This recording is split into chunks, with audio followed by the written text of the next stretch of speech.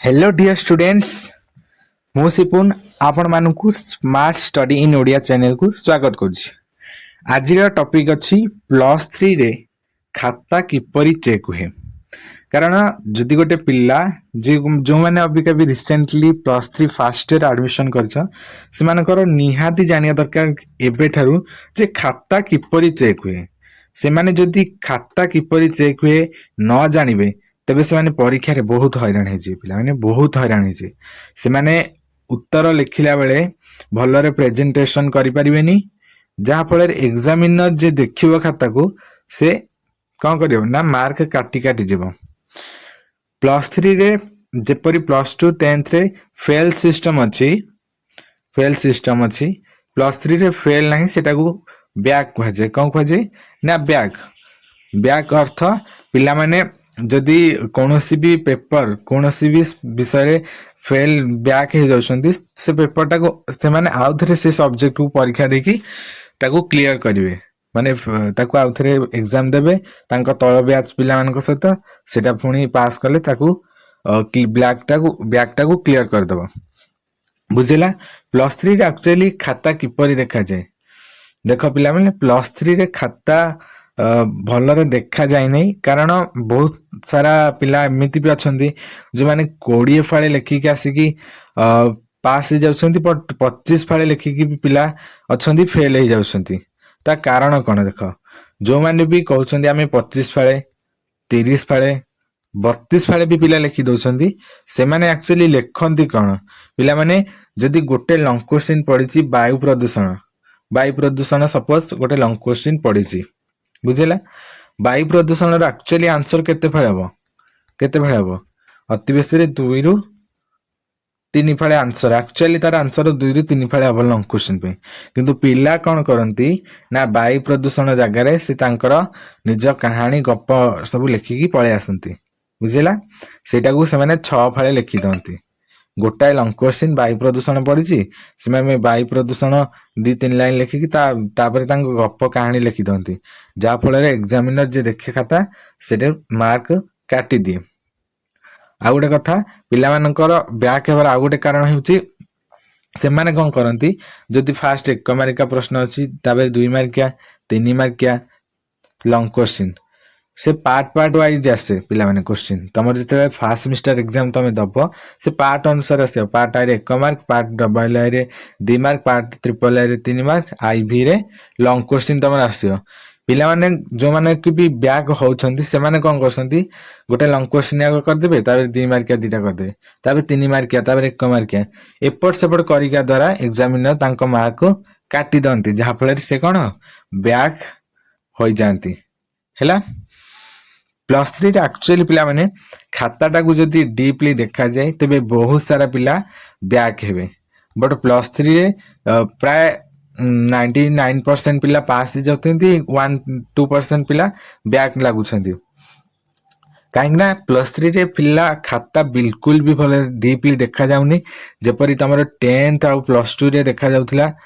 सेठी कोन ना एग्जामिनर जानिया को चाहतले जे पिलाटा केते पढिची केते बुझिची पाठ को किंतु +3 रे जो भी एग्जामिनर माने खाता देखुछंती से माने ते डीपली खाता को देखु नाहंती से माने कोन करूछंती ना शीघ्र किपरि कॉपी 100 पीस कॉपी को देखिकी संग संग तांको ड्यूटी सारी घर को आसे सेइथ लाग से माने टेंशन ने तांती जा फल से माने भलरे कॉपी चेक करि पारि नथांती।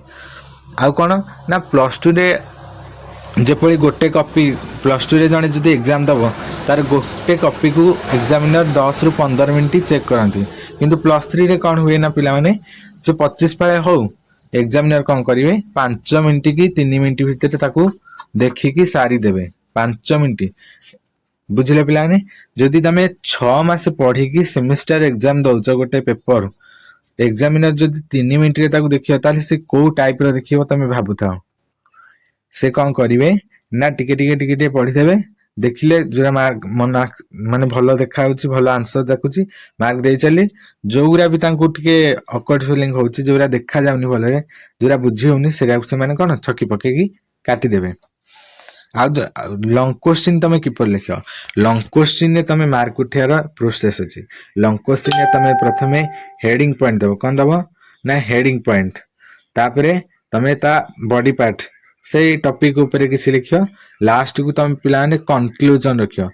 बॉडी पार्ट रे तुम कौन करियो ना सब पॉइंट करके जदि लिखिबो ताले एग्जाम रे भलो लॉन्ग क्वेश्चन रे भलो मार्क्स तमे आनी परियो बुझिला किपरि खाता प्रेजेंटेशन करियो बुझि पाइला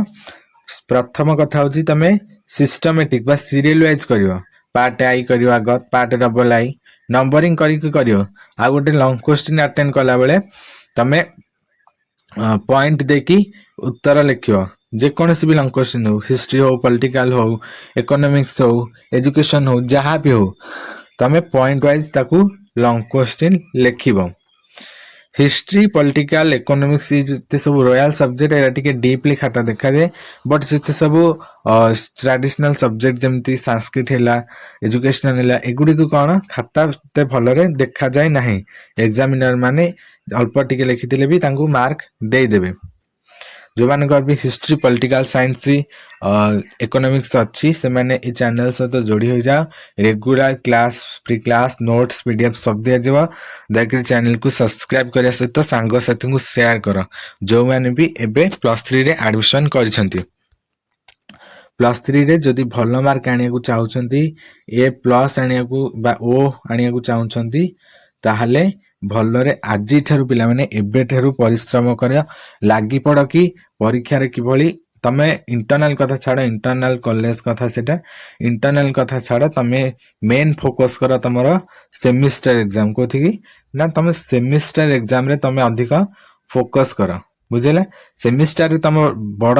रोल होची कि तमे एग्जाम रे भलरे प्रेजेंटेशन कर जदि तमे प्रेजेंटेशन ठीक रे रखिथिबो ताले तमे 80 रु निहाती तमे 70+ आनिबो